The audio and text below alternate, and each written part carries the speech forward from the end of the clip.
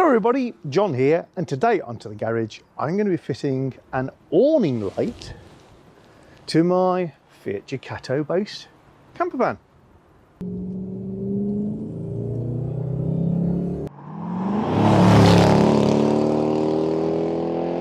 Now for many with a conversion or panel van conversion into a camper van, motorhome, insert your own preferred name, there is actually a challenge in fitting an awning light.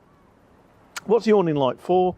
I don't have an awning. I do have a roll-out canopy, but regardless of whether you have one of those or not, an awning light is still allowed to shine some light on the outside area of your van, so you can see what you're doing when you're getting in, getting out, or if you put your table and chairs out of an evening, you've got some illumination.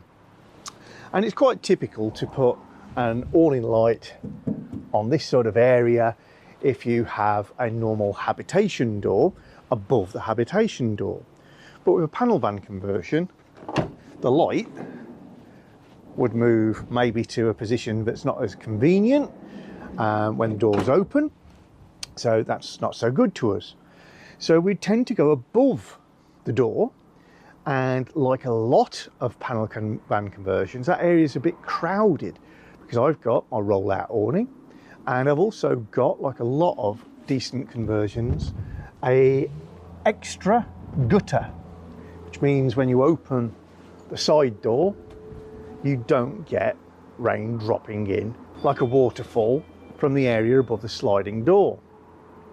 So that only leaves you this rather narrow, sort of centimetre wide area in which to install an awning light. So instead, I've gone for a great solution that quite a lot of new van conversions are now adopting anyway, and that is to actually install it in the gap between the bodywork and the sliding door, and the light will come out and fold up and sit beneath this guttering rail. So what does that look like? I bought this online, and if I give the end section, put some better lights on.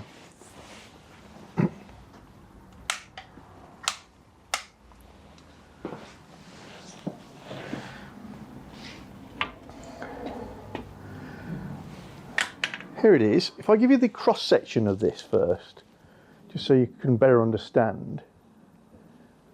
Yeah. So you've got an extrusion with a leg off at about 45 degrees. Well, that leg that's coming down and to left in your picture will fit in the gap between the door and the bodywork. And it's got 3M tape there and holes on this side, and it'll be screwed up onto the bodywork from inside the door cavity, I guess you'd call it, or aperture. That leaves this section sticking out at sort of 45 degrees upwards. And if we come around this side, what you see is it's got this nice encapsulated LED strip running all the way down the length of it. Nice stylized capped off ends. Lighting's not brilliant in here today. There we go. And that strip will illuminate at a 45 degree angle, looking down and out from the door. Got two wire tails. They're only very light wires because LED, the beauties of LED technology. And I'm going to install that. This cost me around £80, a little more I think. So they're not cheap, but given that it's such an elegant solution, I don't actually regret the money at all, because all my other solutions would be a little bit Heath Robinson compared to this. So first job is you're going to get these short tails. They're insulated doubly up to there, and then we have a positive and earth, red for positive, black for earth, and I just need to extend those. So I've got some more twin core cable, and I'm just going to solder that on to make a nice good connection, but I know it's going to be good and reliable because you're not going to be getting at these very easily in future. Just get my soldering iron going.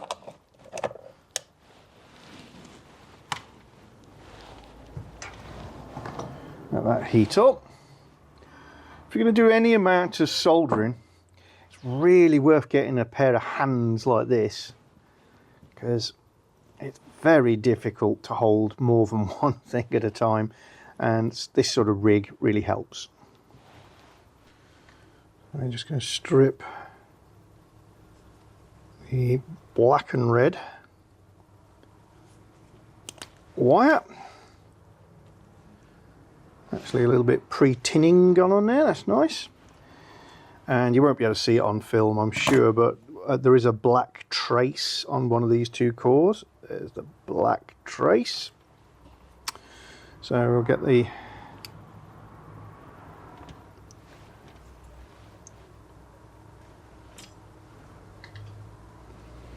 black one of those.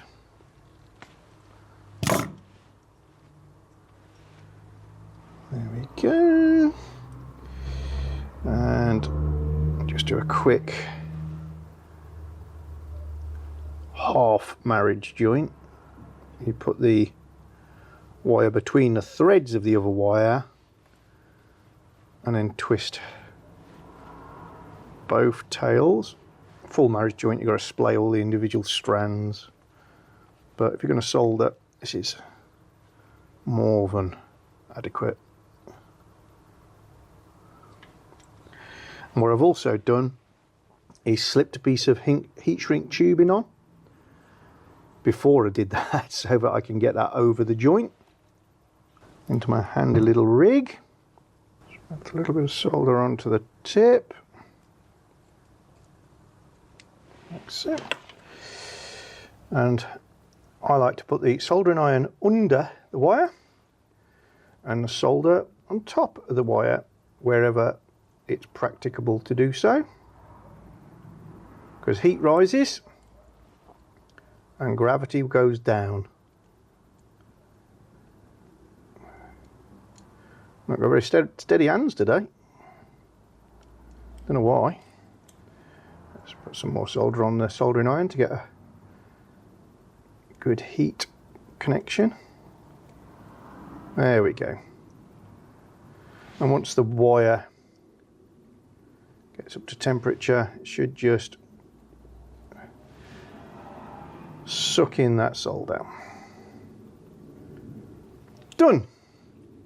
If you leave it for a couple of seconds before you touch or maneuver it, it stops it from oxidizing and it stays bright and looks what it is, a nice wet rather than dry or bad joint. Take my heat shrink, slide it over the joint, and then quick and easy, hairdryer is an ideal solution, but use the back of the soldering iron just to heat that up.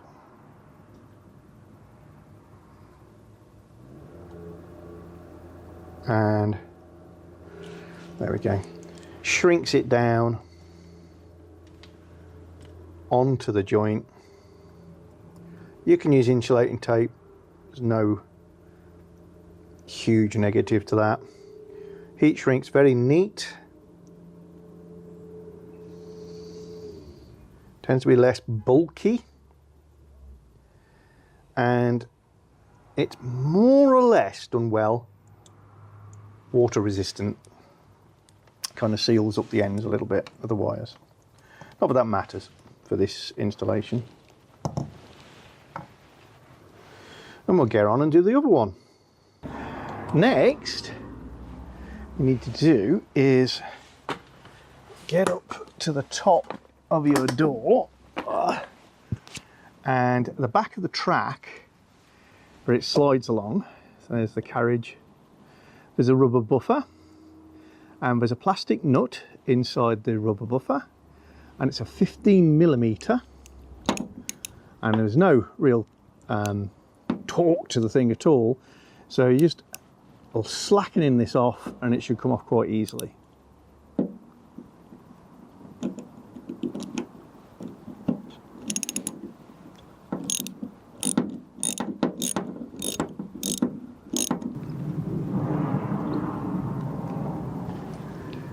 There we go. The plastic nut is captive and the rubber bumper comes out, and it's that way. The door hits that bit. Now, I did do a little bit of work on this yesterday off camera because the weather was good, and you can see it's not great today. And all I did was I removed the panel above the door so I could get in, get my arms in, and I drilled, this is where the camera angles get a bit odd, a small hole just there above this stud, straight up into the door frame, and I poked a wire through, which is the wire you can see here. And the only reason for poking that wire through was to see where it came out on the other side and make sure I could reach it. But this is, I've tucked it so far in I can't undo it. There we go. I just pushed that through to see where it came out on the other side. Ignore the black wire, that's for something else. And I can get at it through this cavity. So next I'm just going to enlarge that hole to 9.5mm, which I know to be a good size for a discrete grommet, which means the hole will be protected and the wire will be protected.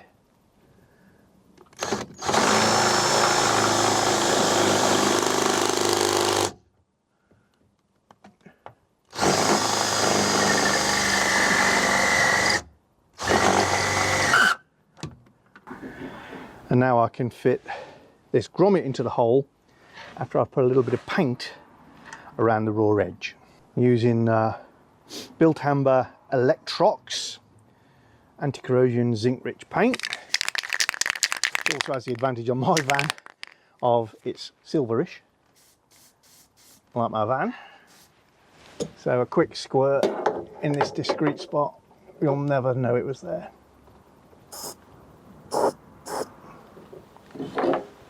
That's good.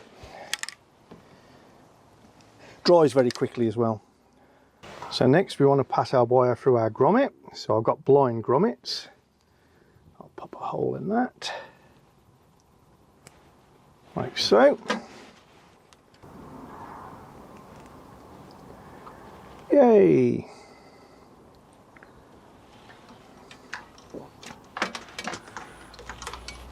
So then we can re-thread our wire through the hole,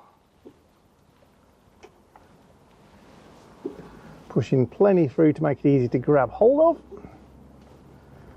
Hopefully being able to find the other end. And we'll feed through the whole length and work out how much we need afterwards. Move the grommet down. Poke our light up here, and then using my little pokey stick, poke the grommet into the hole. That's quite a good fit. Now in terms of a switch, I fancy having it either here or here so that I can operate the light from inside or outside the door. Not quite sure yet. But either way, this is a light switch. This is the switch that operates the step. So I know I've got 12-volt supplies behind here. So I'm just going to remove this cover to see what I'm working with.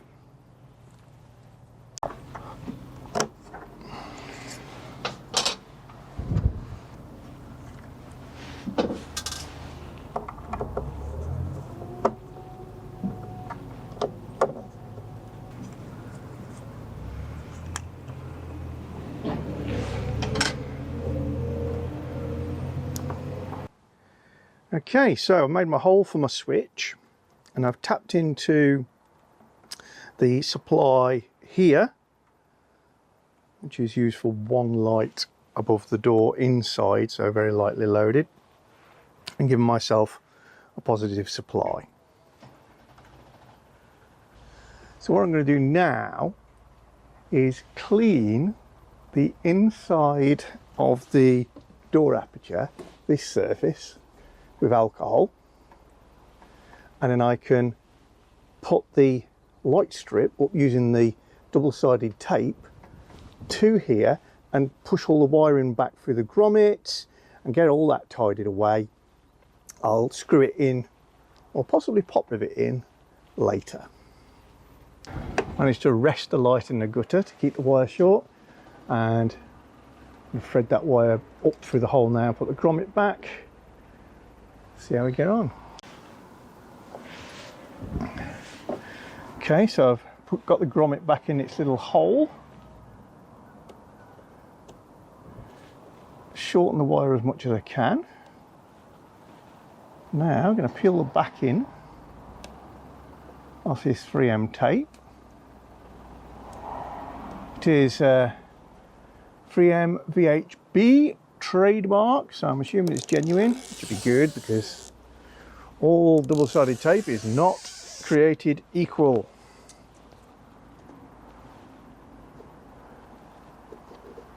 And I'm going to put that flange inside the door aperture, allowing for a little bit of overlap both ends.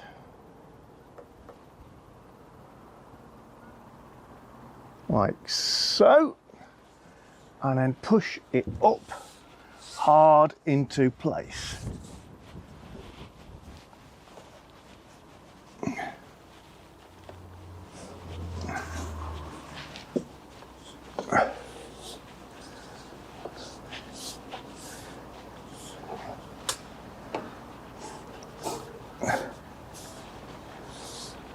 There we go.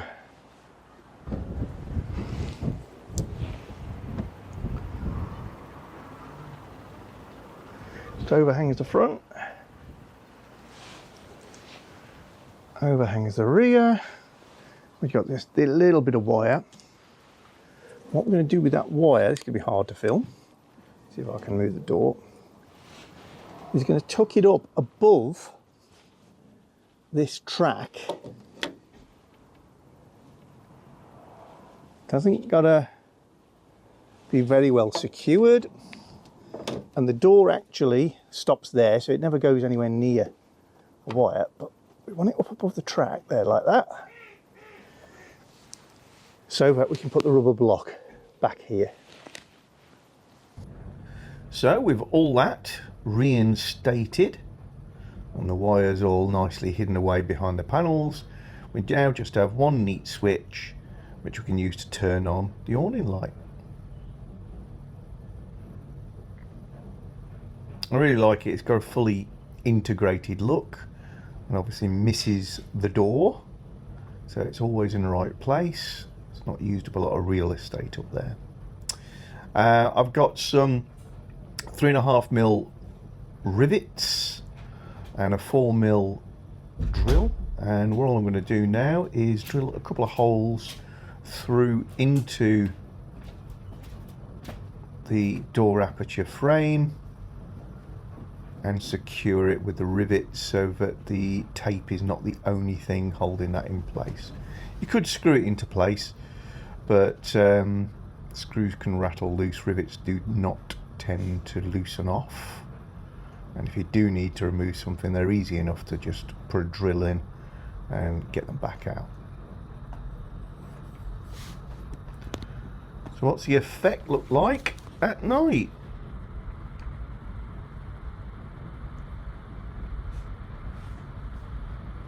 You can see I've got a step light. It's just a battery operated light, but light sensitive. It'll only work at night, and it's got a proximity sensor on it, so it lights up when you come near it. Switch it on and let there be light. You can see it's got a really good intense beam, good well diffused pattern, and if the canopy was out it would even be better, I guess, at illuminating the space outside the van. All in all, huge success. If you're enjoying our channel, then don't forget to subscribe and click the little bell icon so you get notifications of new videos. And please give us a thumbs up or thumbs down, and you can share the videos. And below the video is always the area where you can comment and get involved with the chat.